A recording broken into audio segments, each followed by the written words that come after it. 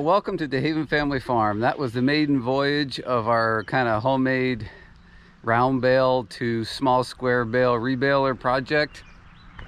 Obviously, from the footage you can see we have some issues that need to be resolved. I think my ramp here needs to be a little steeper, and I had this bar I put here so that if the bale stopped letting hay off, I could rub it on the bar and it would get the bale going again. This is actually an old thick cutting edge from a snowplow. So I had that on there, but the issues that you were seeing, number one was stuff not sliding down quite right. I have this plastic in here which is pretty slippery, and when it was working fine, it was working fine. But the biggest holdup I had, all right guys, sorry about that, the camera battery died, and as you can see we're starting to get things cleaned up. There is a thunderstorm on the way, so I want to get stuff put away, but I did want to finish this video up quick now that I charged the camera. So we did a second bale, baled another bale, and what I did was I took this bar off that was up here, and that helped a lot. And what else would help is if I could drop the bale a little bit lower, but this piece was preventing me from doing that. So I'm going to take those uprights off of there, and we'll try it again on another day. So stay tuned, because there will be an update video with some modifications to this.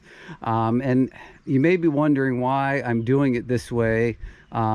Yes, I could either use the tractor or the skid steer, and I could bring the bale right here and try and flip it into the baler. But what I'm trying to do by doing it this way is give myself some space here that I can control the flow a little bit into the baler. Because what happens sometimes as you're unrolling the bale, a chunk will fall off, like a big old chunk will fall off. That happened to me the very beginning of the first bale, and it plugged the baler up.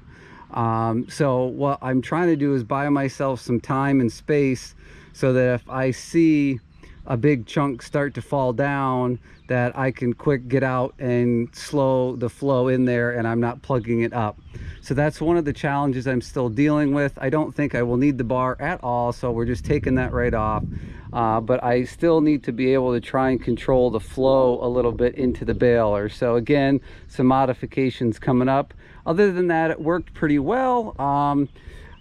Most of the bales came out a decent size. Some of them came out a little bit short, and that is just because the flow had kind of gotten stopped a little. You know, I was trying to take my time, and again, it was only the second bale that I've done. But I'm hoping to sort of get this kind of perfected. You can see I built it out of wood, and this is just sort of a prototype.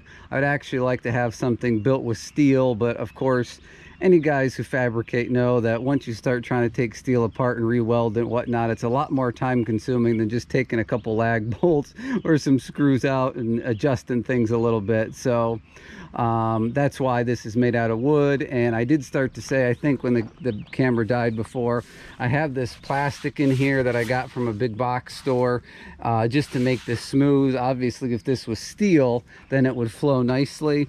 And as far as keeping it from going into the baler, in case you bump it, all I did was I just took my pick and shovel, and this is only 4 foot wide. I just dug a little trench about that deep in the ground in the driveway, dropped the thing in there, and then it can't go forward, so there's no chance of this unit getting pushed into the baler. So again, I'd be interested in anybody's thoughts and suggestions. You know, this is just kind of the system I have to work with so far. I mean, all the materials behind you I had left over from other projects. I guess if you had to buy them, there's probably about $250 worth of stuff sitting there.